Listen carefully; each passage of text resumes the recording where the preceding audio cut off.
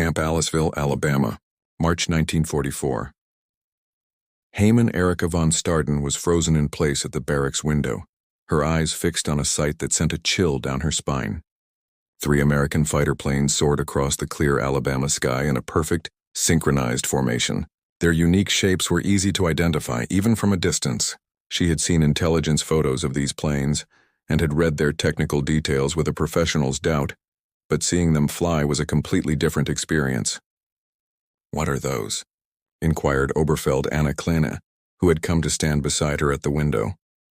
Anna had been a Luftwaffe communications specialist before her capture in North Africa, where she had coordinated fighter squadrons that once ruled the skies over Europe. P-51 Mustangs, Erica answered, her voice strained with a professional sense of foreboding. "American long-range fighters. The intelligence reports say they can escort bombers all the way to Berlin and back." I had thought the reports were an overstatement. The 3 Mustangs performed a climbing turn that highlighted their impressive capabilities. Speed, agility, and a power that seemed to go against everything Erica knew about the limitations of fighter aircraft. As a former Luftwaffe intelligence analyst who specialized in Allied aviation, she had spent 2 years monitoring the development of American aircraft. The P-51 had been a cause for concern in the report she had read. Seeing it in the air was a terrifying confirmation of her fears. "They can't possibly reach Berlin," Anna argued. "No fighter has that kind of range. The German Me-109s and FW-190s run out of fuel after 400 kilometers. The laws of physics don't change just because the Americans build the aircraft." "The laws of physics don't change," Erica agreed with a grim tone, "but engineering does. The Americans designed the Mustang specifically for long-range escort missions, with extended fuel tanks, efficient engines, and an aerodynamic design optimized for endurance, not just for speed and maneuverability." Through the window, they watched the Mustangs continue their training flight, performing maneuvers that proved the capabilities Erica had previously dismissed as Allied propaganda. The aircraft could clearly maintain high speeds, hold their altitude, and engage in aggressive combat maneuvers, all while presumably carrying enough fuel for extended flights. "This changes everything," she said under her breath, more to herself than to Anna. "If the Americans can escort their bomber formations all the way to German targets, our fighters won't be able to use the tactics that have kept our losses at a manageable level. We have been attacking the bombers after their escorts have to turn back because of low fuel. If the escorts can stay with the bombers for the entire mission..." She didn't need to complete the sentence. The implications were too dire to speak aloud. The German air defense strategy was built on intercepting Allied bombers after their short-range escort fighters had been forced to return to their bases.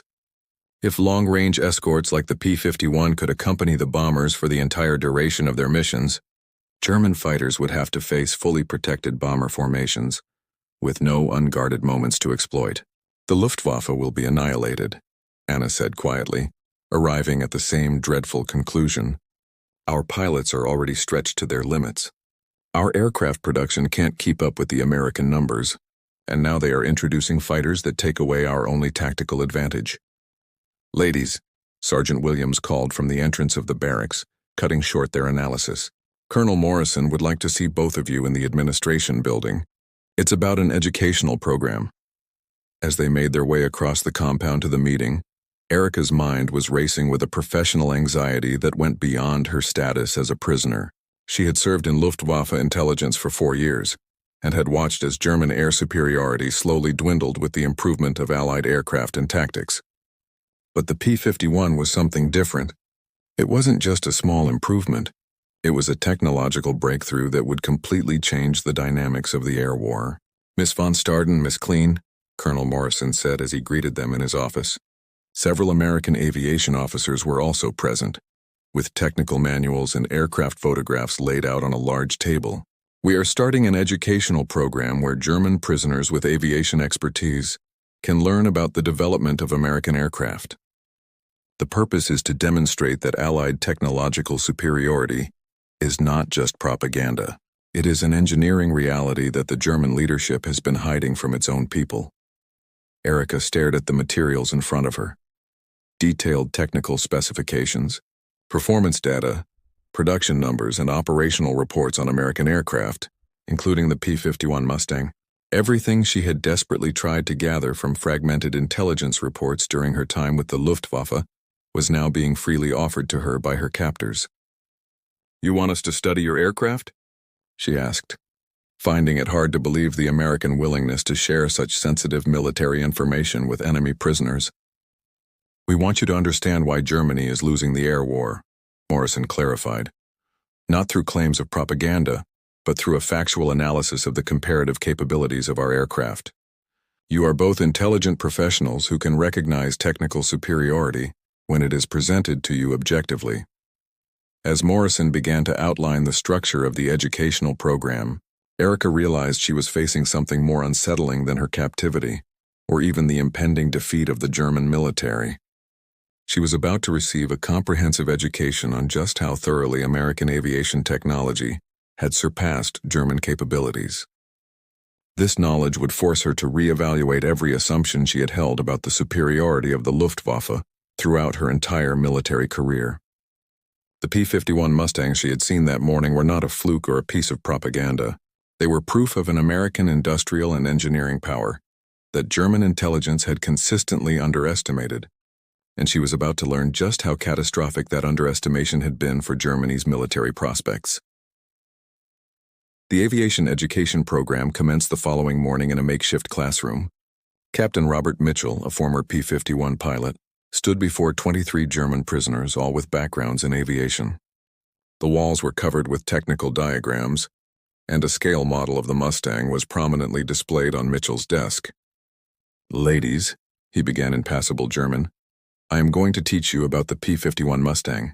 My intention is not to humiliate you, but to help you understand what American industrial capacity and engineering philosophy can achieve when properly directed. Some of you have expertise in aviation. I want you to analyze this aircraft objectively and come to your own conclusions about its capabilities in comparison to others." Erica carefully studied the technical specifications that Mitchell handed out. The numbers seemed almost unbelievable when compared to the German fighter specifications she had committed to memory during her intelligence work. "These specifications cannot be accurate," challenged Oberleutnant Margot Hoffmann, a former Luftwaffe test pilot who had been captured after her Me-109 was shot down over Italy. "No fighter can achieve both high speed and long range. You have to sacrifice one for the other. That is a basic principle of aerodynamics." "That is normally true," Mitchell conceded, "but the Mustang's design is a breakthrough in aerodynamic efficiency and engine performance. The Packard Merlin engine, an American-built version of a British design, provides an exceptional power-to-weight ratio.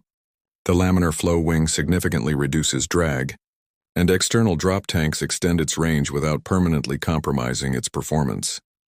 He walked over to a detailed cutaway diagram that showed the internal structure of the Mustang. "This is not magic or propaganda. It is systematic engineering focused on solving a specific problem: how to escort bombers on long-range missions into Germany. The American aviation industry treated this as an engineering challenge and solved it through innovative design and superior manufacturing." Over the next few weeks, the aviation program methodically deconstructed the German assumptions about air power. Mitchell did not just present information about American aircraft. He conducted a comparative analysis, demonstrating why American designs were superior to their German counterparts. German fighters were designed to prioritize speed and climb rate for interceptor missions, but this came at the cost of range and endurance. American fighters, on the other hand, were designed with a balance of multiple capabilities to support a strategic bombing campaign that required long-range escorts. The German aviation industry produced excellent individual aircraft, but it could not match the scale of American mass production. The Americans built 15,000 P-51s during the war. Germany, over a much longer period, produced approximately 33,000 Me-109s, but these had to be used for defense on multiple fronts. German pilot training had been excellent in the early stages of the war, but it had declined as experienced instructors were lost, and fuel shortages limited training hours. In contrast, American training remained consistent, producing a steady supply of well-prepared pilots. "The Mustang is not just a better aircraft," Mitchell explained during one session. "It is a symbol of the systematic advantages that America has in industrial capacity, resource availability, training infrastructure, and strategic planning. You cannot evaluate it on its own. You have to understand the entire system that created it. Erica found herself taking detailed notes, even though she knew the information would have no military value for Germany's lost cause. Her professional curiosity compelled her to understand exactly how American aviation had achieved a superiority that German intelligence had consistently underestimated. "Captain Mitchell," she asked during one session, "how long has America had aircraft with these capabilities? When did the technological balance shift decisively in favor of the Allies?" Mitchell thought for a moment before he answered. The shift was gradual, but it accelerated significantly from 1943 onward. In the early part of the war, German aircraft were generally superior. By mid-1943, we had reached parity. By early 1944, we had a decisive advantage in most categories. The P-51 represents the culmination of that development. A fighter that can do everything required for a strategic air campaign. So, Germany had already lost the air war before most of us even realized it was lost, Anna observed quietly. "That is correct," Mitchell confirmed. "German pilots have fought with bravery and skill, but they have been overwhelmed by American production capacity and technological development. Individual courage cannot overcome systematic disadvantages in numbers, training, and the quality of equipment." That evening, Erica and the other aviation specialists gathered to discuss what they were learning. The revelations were professionally devastating, forcing them to accept that their service had been dedicated to a military force that was technologically outdated before they had even been captured. "I spent 2 years analyzing Allied aviation intelligence," Erica told the group. "I saw reports about American production numbers, read the specifications for new aircraft, and noted the evidence of improving performance.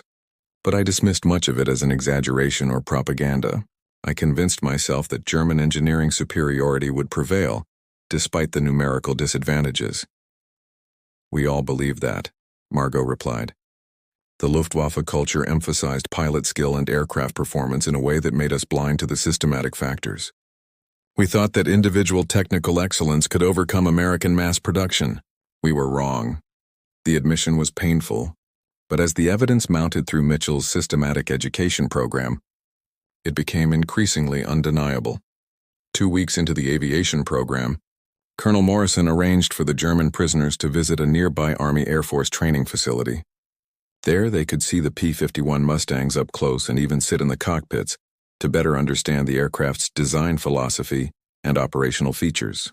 "This is an unprecedented level of access," Morrison explained as they boarded the buses for the short journey.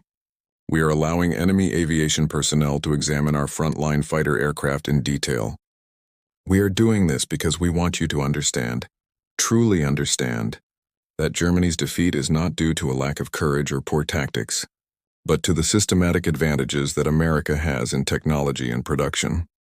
At the airfield, Erica stood next to an actual P-51 Mustang. She ran her hands over the smooth metal skin of the laminar flow wing that Mitchell had described in such technical detail. The aircraft had a functional beauty, not the aggressive, angular design of the German fighters, but a sleek efficiency that hinted at both speed and endurance. "Would you like to sit in the cockpit?" offered Lieutenant Harrison, the P-51 pilot who had been assigned as their guide.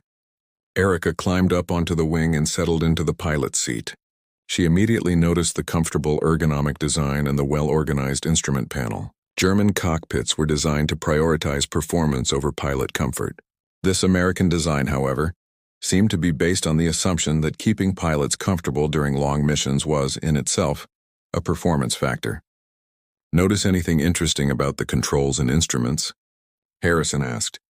"Everything is clearly labeled and logically arranged," Erica observed. "The fuel management system is simplified compared to the German systems. The gun sight is more sophisticated than what I have seen in Luftwaffe fighters, and there is a much larger ammunition capacity than German aircraft carry. All of these are design choices that reflect the American operational philosophy," Harrison explained.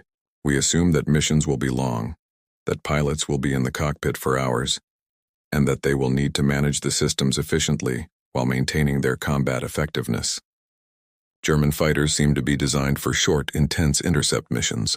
Ours are designed for extended escort duty, which requires sustained performance over a period of hours." As the other prisoners took their turns examining the Mustang, Erica walked along the flight line where dozens of the fighters were parked in various states of readiness. The sheer number of them was staggering. This single training facility had more P-51s than some German fighter wings had in their entire inventory of all aircraft types. "How many of these do you produce each month?" she asked Harrison. "Approximately 500 P-51s per month at our peak production," he replied, "along with thousands of other aircraft types, bombers, transports, trainers. The American aviation industry is producing roughly 8,000 military aircraft a month across all categories." Erica did a quick calculation in her head. 8,000 aircraft per month meant that America alone was matching Germany's entire aviation industry output in less than 2 months, and that didn't even take into account the production from Britain, the Soviet Union, and the other Allied nations. "You have already won," she said quietly. "The numbers make a German victory impossible, even if every other factor were equal. You are simply overwhelming us with aircraft faster than we can shoot them down." "Combined with our qualitative advantages," Harrison added, "the P-51 is not just numerous, it is also a better aircraft than most of what Germany can put up against it. It is that combination of quantity and quality that makes American air power so decisive." Later that day, the prisoners were allowed to attend a training briefing where instructors were teaching new P-51 pilots about tactics, mission planning, and combat techniques. Erica listened with a professional's fascination as the American officers described the escort missions over Germany, the very same missions she had been trying to defend against with her intelligence work before she was captured.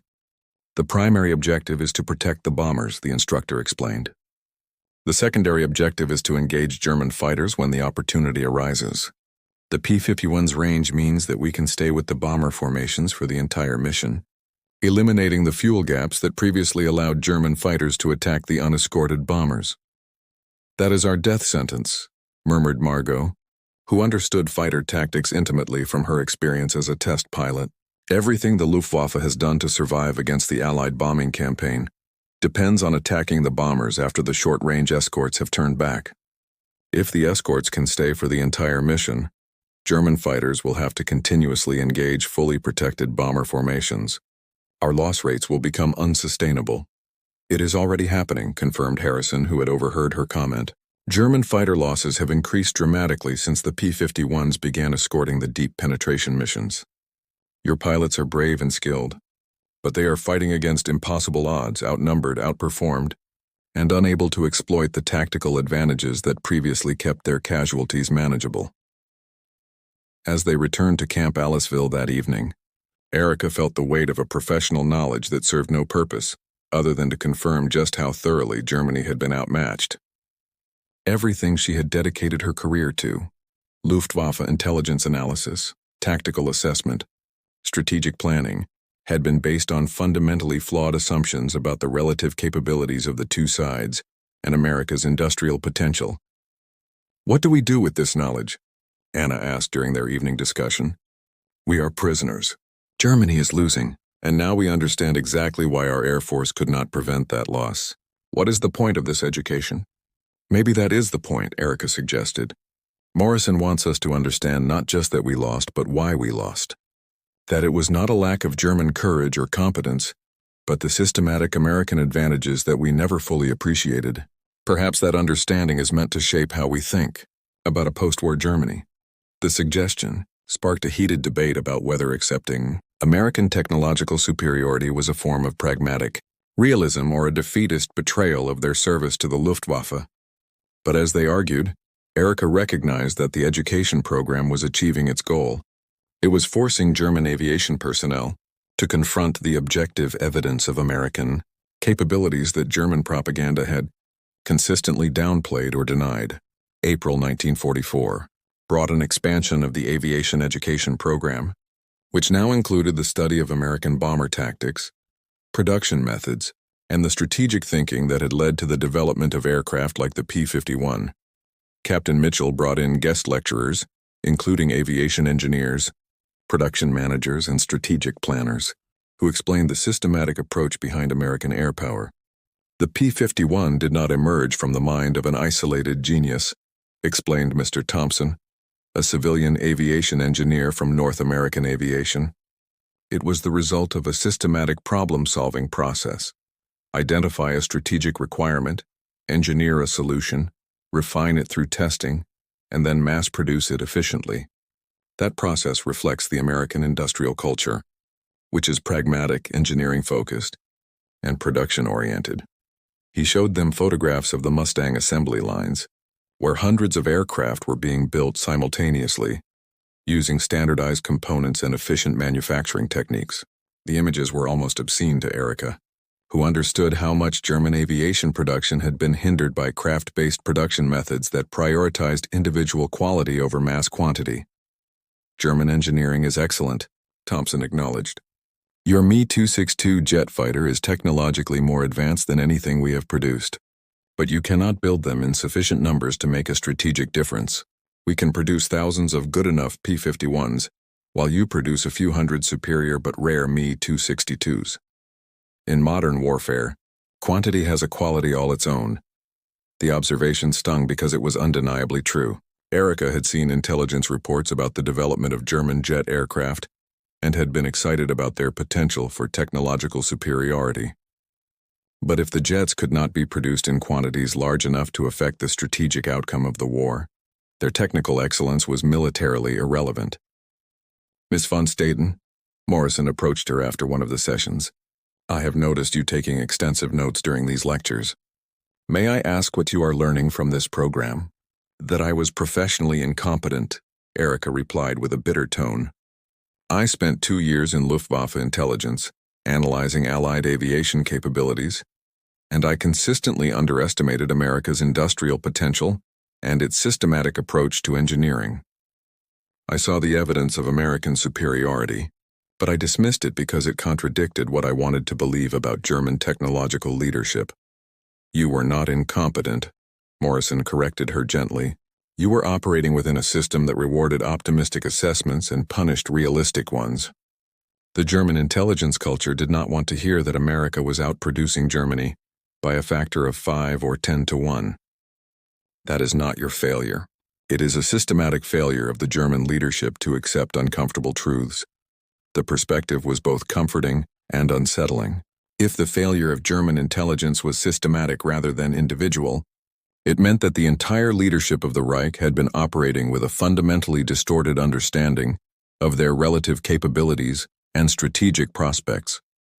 Are you saying that the German leadership knew they were losing but concealed that knowledge? Erica asked. I am saying that authoritarian systems have trouble processing information that contradicts their official narratives, Morrison replied.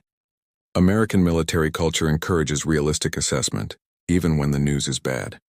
That gives us an advantage beyond just our industrial capacity. We can adapt our strategies based on accurate intelligence because we are willing to acknowledge unpleasant realities. Over the following weeks, Erica began to write a comprehensive analysis of American aviation superiority, drawing on everything she had learned through the education program. Her report was a purely intellectual exercise.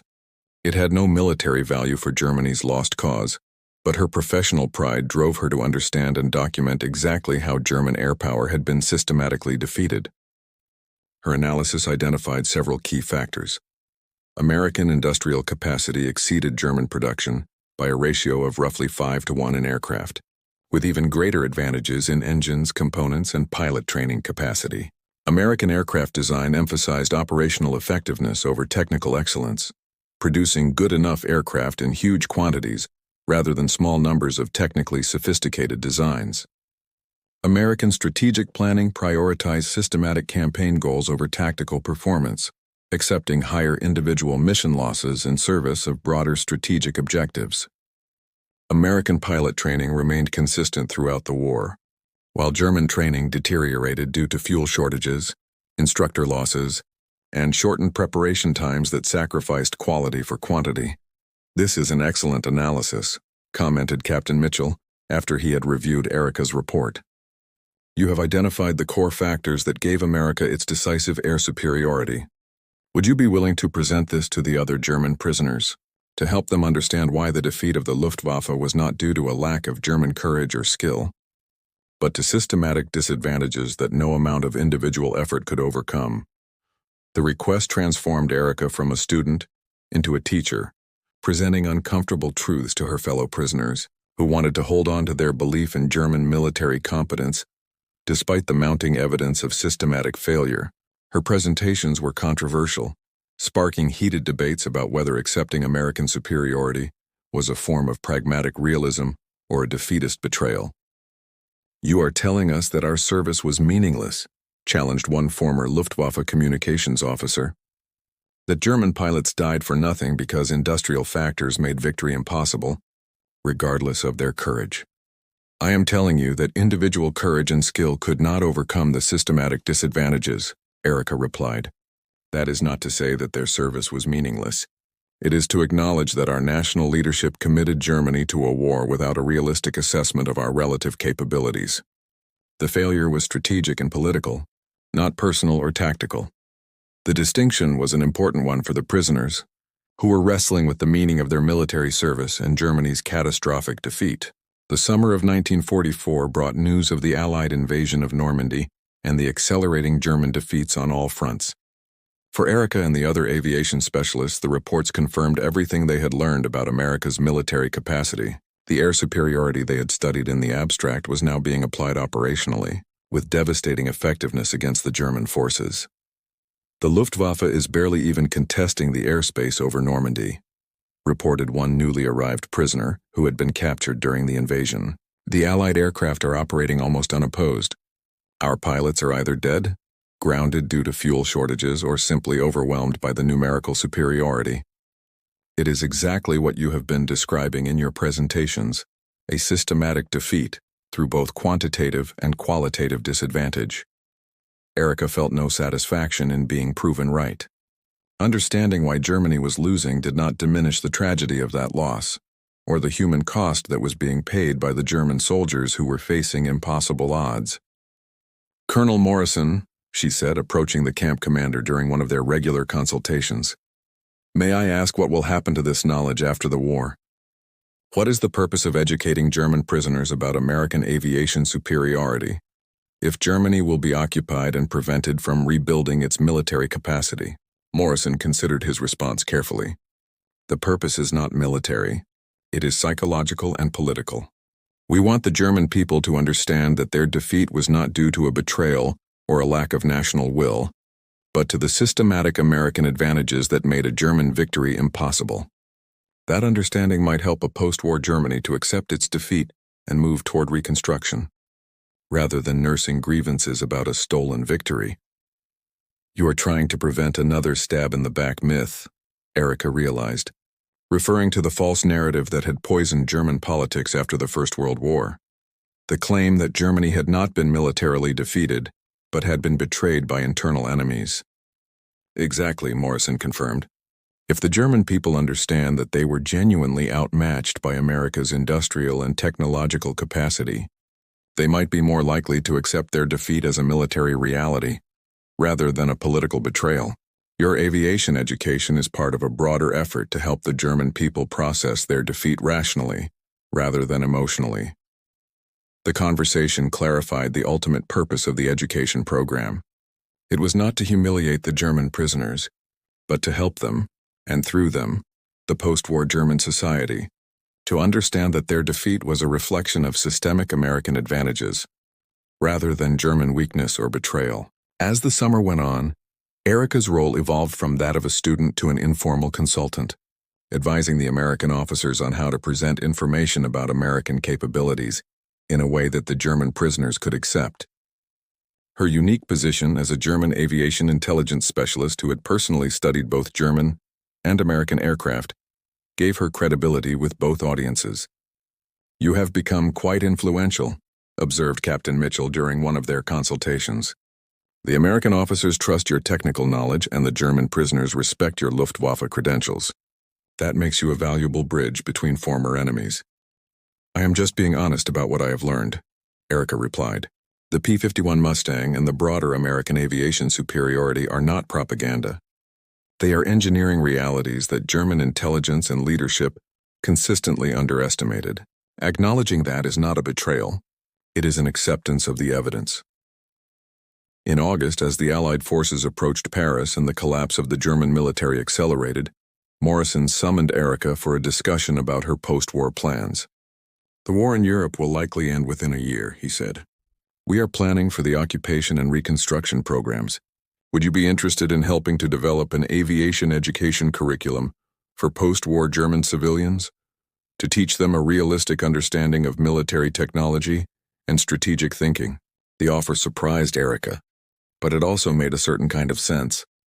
If America's objectives included reshaping Germany's strategic culture away from a militarism based on distorted assumptions of superiority, then who better to teach that lesson than a German aviation professional who had personally undergone the transformation from a believer in Luftwaffe superiority to a realistic assessor of American capabilities?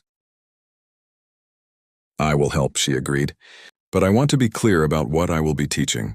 It will not be American propaganda, but an honest technical and strategic analysis. The German people need to understand why they lost, but they also need to maintain their self-respect. I can teach a realistic assessment without requiring the German people to accept that they are inherently inferior to the Americans." "That is exactly the balance we need," Morrison replied. "A realistic assessment that preserves dignity while preventing the dangerous mythology of stolen victories or betrayed military excellence." As autumn approached and the end of the war became imminent, Erica reflected on her journey from a confident Luftwaffe intelligence officer to a prisoner confronting the uncomfortable truths about Germany's military deficiencies. The P-51 Mustang had been the catalyst, an aircraft whose capabilities had forced her to acknowledge that American aviation had achieved a superiority that she had spent years denying. That acknowledgement had not been easy or pleasant. It had required her to admit to her own professional failure, to accept that German engineering was not inherently superior to American methods, and to recognize that individual courage could not overcome the systematic disadvantages in resources, production, and strategic planning. But it had also been liberating. Accepting reality, however uncomfortable, was more honest than clinging to the comfortable myths of German military excellence. And if helping other Germans to accept similar realities could prevent future wars based on distorted assessments of relative national capabilities, then her service as a prisoner-turned-educator might ultimately prove to be more valuable than her wartime intelligence work had ever been. Outside her barracks window, the American aircraft continued their training flights. P-51 Mustangs and other types that had swept the German fighters from the contested skies. Watching them no longer filled her with a professional sense of dread, but with a realistic appreciation for a technological achievement that she had learned to respect, rather than to deny. December 1944. Germany's situation had deteriorated so catastrophically that even the most optimistic prisoners could no longer deny the inevitable outcome. Erica stood before a group of 50 German prisoners, presenting her final assessment of why the Luftwaffe had been defeated. "The P-51 Mustang represents everything we failed to understand about American warfare," she explained, gesturing to the technical diagrams. "We focused on individual aircraft performance, speed, climb rate, maneuverability. The Americans focused on systematic effectiveness, range, reliability, mass production, pilot training, and sustainability." "So we were simply outproduced?" asked a newly arrived prisoner, still clinging to his beliefs about German tactical superiority. "We were outthought," Erica corrected him. "The Americans identified a strategic requirement, long-range bomber escort, and they engineered a systematic solution. We kept building excellent interceptors for missions that no longer mattered once the escorts could accompany the bombers for their entire flights." The presentation drew a mixed reaction. Some of the prisoners appreciated the honest analysis. Others resisted the idea that Germany's defeat was a reflection of fundamental strategic failures rather than temporary setbacks or betrayals. "What happens after the war?" someone asked. "Do we just accept that the Americans are superior?" "We accept that they won this war through better strategy, production, and resource management," Erica replied carefully. "That is not the same as accepting an inherent superiority. It is recognizing that they approached warfare more systematically than we did." After the presentation, Morrison informed her that the repatriation process would begin in the spring. "You have done valuable work here," he said. helping the German prisoners to understand their defeat objectively, rather than emotionally. Will you continue this education work in post-war Germany? Yes, Erica decided. The German people need to understand why we lost, not to destroy their national pride, but to prevent future wars based on distorted assessments of our capabilities versus those of others. As winter deepened, Erica prepared to return to a Germany she barely recognized from the reports, a country that was defeated, occupied, and facing decades of reconstruction. But she would return with a knowledge that might be of some help, an honest understanding of American military effectiveness and the systematic thinking that had produced aircraft like the P-51 Mustang, which had swept the German fighters from the skies. April 1955. 11 years after the end of the war, Erica stood in a West German technical university, lecturing on the history of military aviation to a class of engineering students who had grown up in a defeated and divided Germany. The P-51 Mustang, she told them, displaying the same technical diagram she had first seen as a prisoner, represents the systematic American approach to problem-solving that Germany failed to match during the war. They identified a strategic need, engineered a solution, and mass-produced it effectively. We built technically excellent aircraft, but we could not produce them in the necessary quantities or adapt our strategies when the circumstances changed. A student raised his hand. Professor von Starden, are you saying that German engineering was inferior? I am saying that German strategic thinking was inferior, Erica corrected him. Our engineering was often excellent. The Me-262 jet was technologically more advanced than the American aircraft, but we could not produce it in meaningful numbers or deploy it effectively. Technical excellence without strategic coherence is militarily useless. After the lecture, she reflected on the decades she had spent teaching this lesson to the German people as they rebuilt their shattered nation. Her work had been controversial. Some had accused her of promoting American propaganda. Others had appreciated her honest assessment, which had helped the German people to understand their defeat without destroying their self-respect. You have influenced a generation, observed Colonel Morrison, who was visiting Germany for a military history conference. They had kept in touch over the years, and he had followed her career as she helped to rebuild Germany's technical education system. I just taught what you taught me, Erica replied, that acknowledging the strengths of others is not an admission of your own weakness. That learning from a defeat is wiser than nursing grievances about a betrayed victory. As they walked through the rebuilt university campus, Erica thought about that first shocking moment when she had seen the P-51 Mustangs over Alabama. The professional dread, the gradual acceptance of American superiority, and the painful recognition that everything she had believed about the excellence of the Luftwaffe had been systematically wrong. The Mustang taught me humility, she told Morrison. Not just about aviation, but about the danger of believing your own propaganda. That is the real lesson I have spent 11 years teaching, that an honest assessment of your capabilities and those of your rivals is more valuable than the comfortable myths of superiority. It was a lesson that Germany had paid a catastrophic price to learn, but it was one that might prevent future generations from making the same mistakes. And that Erica,